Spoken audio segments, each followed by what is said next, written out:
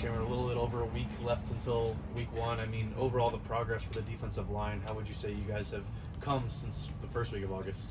A lot of growing, I would say. I think, just the biggest thing, obviously, just coming in the summer with a whole new group of guys, basically, and trying to understand each other, how everyone plays, trying to build that chemistry has been the biggest thing for us. And it was definitely a little bit of growing pains, I would say, at the beginning of summer and then fall camp. But I think now we're starting to understand each other, starting to play more as a group rather than individuals. So I think just keeping on that same path, just building days every single day and getting better is a plan for us. Have you seen guys like Chaz Wallace and Martin McNeil, obviously Bishop, coming along since they started getting the pads on? Yeah, I would say so for sure. I mean, just those guys and seeing them work every day has been the biggest thing.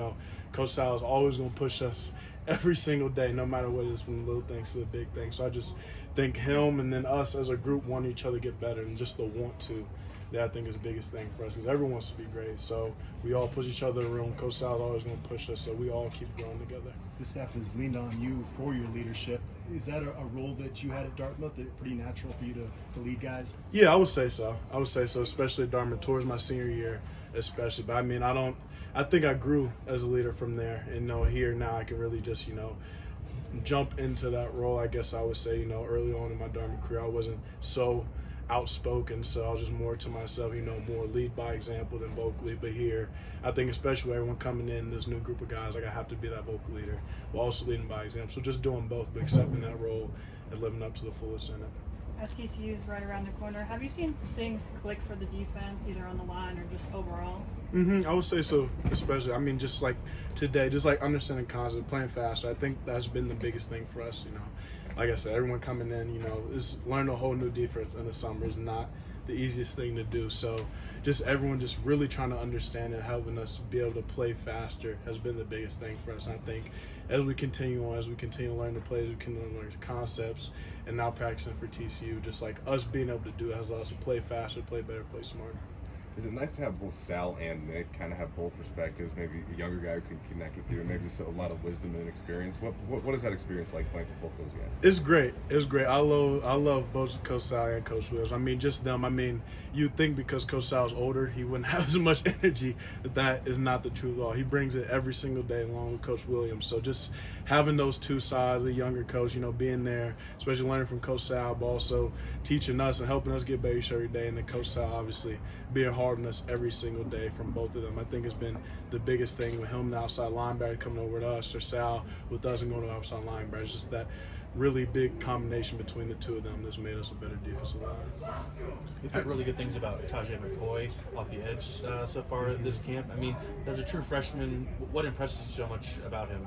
I think just his ability to play. I mean, just coming, my freshman year, it was a lot for me. College football is a lot different than high school football, but just seeing him rush off the edge, play fast, learn this defense, because it's a hard defense to learn. But seeing him learn to apply the concepts and just keep playing no matter what, because everyone makes mistakes. That happens to everyone. It happens to me. So just seeing him do that, but bounce back from it, get the coaching from it, and learn from it, I think has been the best thing I've seen from him. Shane, several of the guys in your room didn't get here till this summer. You were here in the spring, obviously, but how quickly did that group come together off the field and just kind of that camaraderie and all that?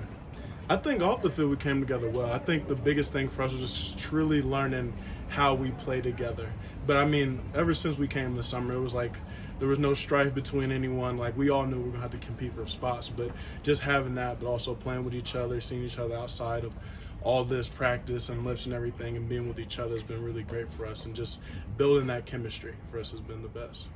Shane, you talked about Coach Sal being hard on you guys, pushing you guys.